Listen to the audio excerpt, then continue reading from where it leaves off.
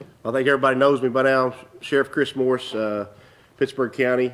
As you all know, Pittsburgh County suffered a devastating loss with the rig explosion that occurred in northeast Pittsburgh County at approximately noon. At approximately noon today, the medical examiner's personnel began their investigation and recovery efforts for the 5 missing workers. At approximately 2 p.m., Sheriff Chris Morris was notified that all 5 of the missing workers had been located. At this time, the remains will be transported back to the medical examiner's office for identification, and we will continue to secure the site and the scene until the investigation is complete. That is all I have as far as our investigation at this time. I'll turn it over to Emergency Management Director Enlow. Kevin Enlow, Pittsburgh County Emergency Management. Everybody's kind of getting used to seeing my face. We just want to say, start off with our thoughts and prayers remain with the victims and their families. Pittsburgh County would like to take a moment to thank a few of the agencies, all of the agencies that have participated in this response. This is a very long, lengthy list. It's important, I think, that we get it out there so that you guys can grasp the magnitude of this event and the response from all the different agencies. We do have this in print. I'm going to run through it, but we have it in print that we can give to you. It is also being emailed to you in the form of the press release as well. So we would like to thank the Quinton Fire Department, Russellville Fire Department, Highway 9 Fire Department, Krebs Fire Department, Alderson Fire Department, Haleyville Fire Department, Haywood-Arpaylor Fire Department, Tanny Hill Fire Department, Crowder Fire Department, Brooken Fire Department, McAllister Fire Department, and McAllister Fire Technical Rescue Team, Oklahoma Emergency Management, Pittsburgh County Emergency Management, Pittsburgh County Sheriff's Department, Quinton Police Department, Oklahoma Highway Patrol, including a fixed-wing aircraft that was deployed for overhead observation, and the Oklahoma Highway Patrol IMT personnel.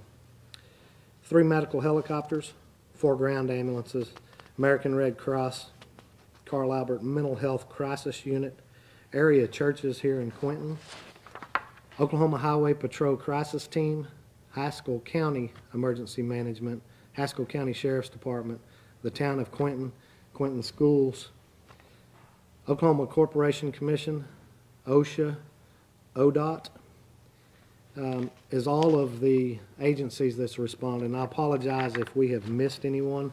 I believe we have pretty much everybody there covered at this time.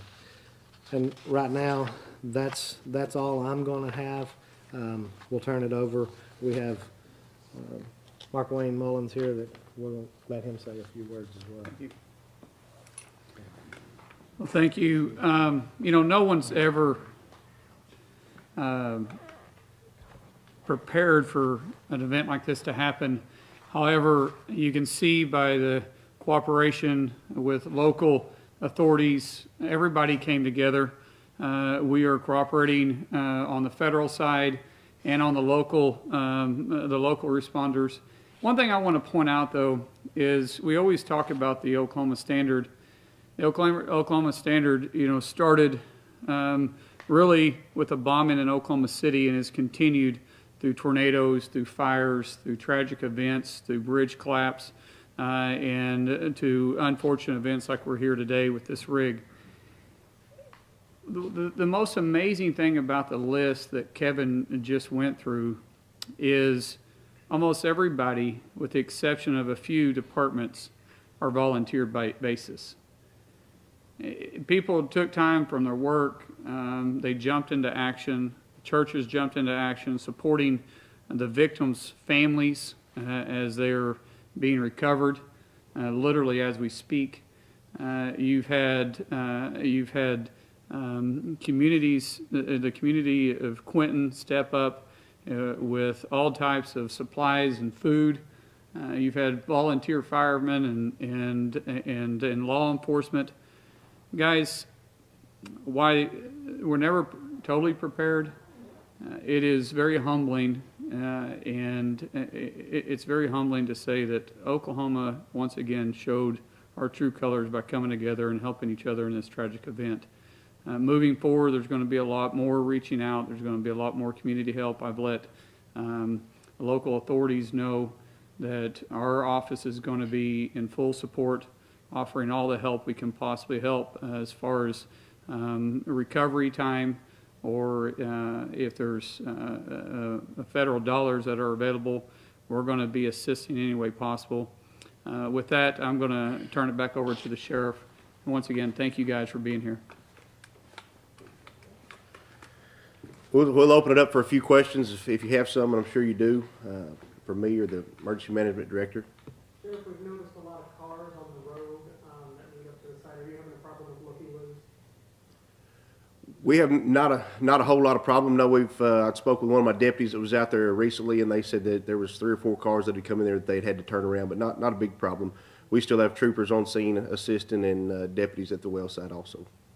Sheriff, can you tell us what's next for the investigation now that the bodies have been found? What's going to happen now that they've had the rig and everything as well? Well, the bodies will be transported back to Oklahoma City to the medical examiner's office for proper identification, of course, and then we will release the well site back to the oil field companies. I believe OSHA is on scene. We'll conduct an investigation. You mentioned the medical examiner was able to get there at noon. When was the gas shut off and the scene kind of stabilized? Can you repeat that? When was the gas shut off on site and the fires kind of dying down out there? The fires were shut down near probably 4:30 or 5 o'clock yesterday evening. The wellhead was still flaming for a short time. They probably got it shut off at 5:30 or 6. So once that done, basically what we did throughout the night is just let the scene cool. Once daylight got here, there was some stabilization that the oil field companies needed to do to make it safe for investigators and medical examiners to get in there and conduct their investigations. And moving forward with the investigation, what are you guys going to do to prevent contaminants from spreading? We will have a deputy remain on site as far as keeping people in and on and off the well site. As far as contaminations, you're talking about oil and gas spill and watering, that would be more of a question for Emergency Management Director Enlow. He has talked to, I believe, Hazmat or somebody on that.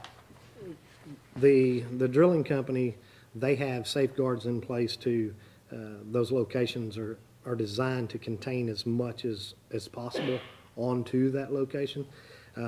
At this time, I wouldn't comment as to if anything has left location.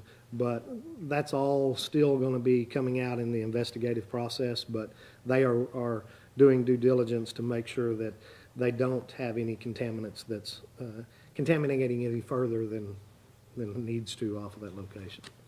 Can you walk us through the investigative process? Just give us some details on what they'll be looking at. On what, I'm sorry? On the investigative process, kind of looking ahead, can you give us some details and kind of walk us through how that will happen, especially in regards to the rig itself? I think as far as the rig investigation, that's going to be more a question for the oil field companies, because I'm going to be honest with you, I've never worked one. This is the first one that I've ever been involved with, and they will have investigators that come in, and I know, as they said this morning, they want to know what went wrong just as much as anybody else. I mean, that was their employees they lost, and they want to find answers and see what went wrong as well. What did you have to do to locate the bodies? Where were they? Did you have to be moved to get to them or anything like that? Now, the bodies were pretty much located in the area that they were presumed to have been last working in, and it's like what they call the doghouse. So it was just a deal, you know, it was so hot in that area that had been where the fire would have been initially started, is in that area. So there was, once it cooled off and that area was stabilized by the oil field company, then, and the medical examiners were on scene, it was not, as you can tell, it was not a whole lot of time for they got in there and found them, you know, 2-hour period. So.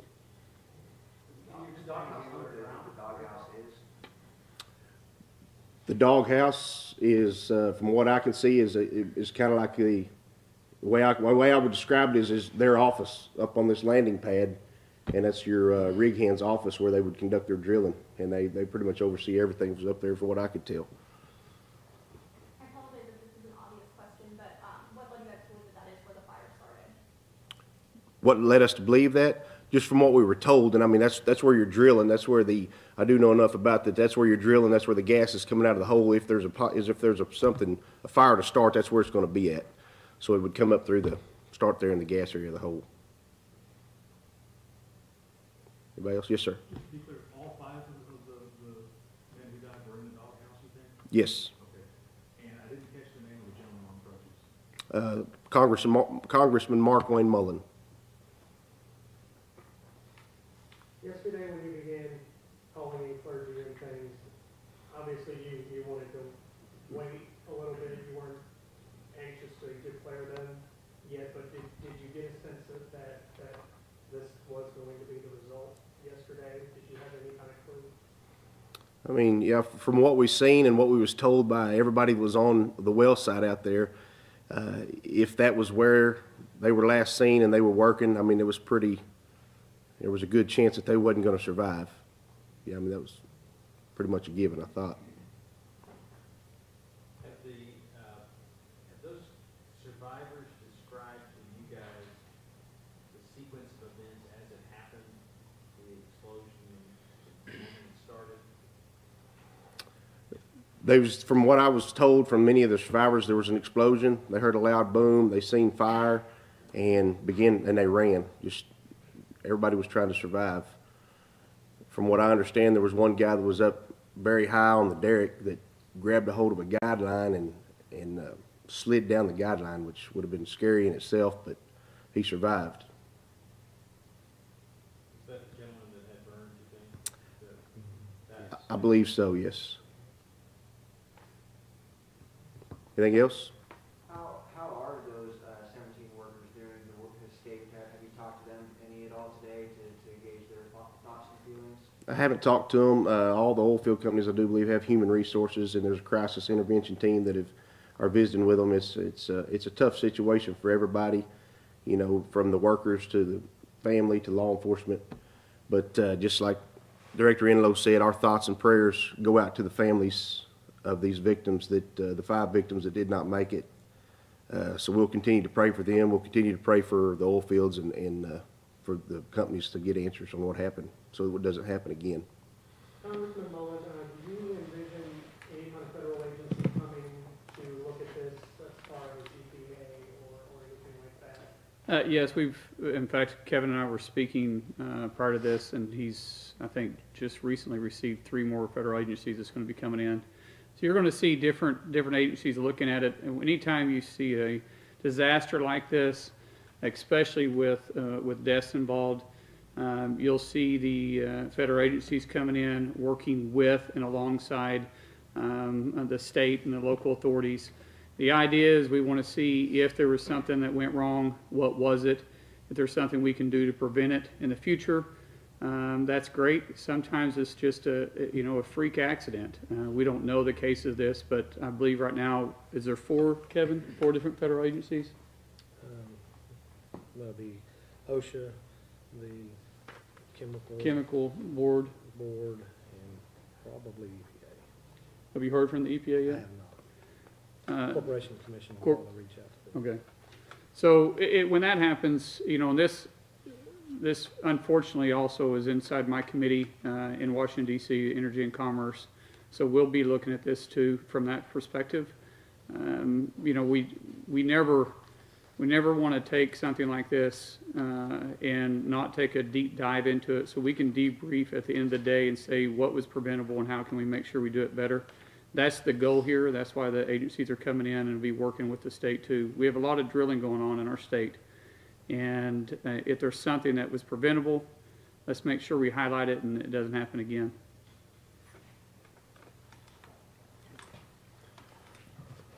All right, this will conclude our, one more question. One last question, sorry. There's some talk in town that the medical examiner and/or you guys had to ask for dental records to identify these guys. Is there any truth to that? That is correct, yes. Yes. I'm sorry, what was the question? He was asking if the medical examiner had asked for dental records or any type of medical x-rays or something to possibly help identify the missing. Did you have to use dental records to identify these guys, or? There still have not been identified. We've just recovered 5 bodies. Okay. Yep. Yes, ma'am. When were the 5 bodies at approximately 2 o'clock this afternoon. Okay, thank y'all. If we come up with anything else as far as identification or anything in the next few days, we will send out an email. If we do have another press conference somewhere, we'll send out an email as well. Thank y'all. Appreciate everything you do, and if you have any questions, feel free to ask.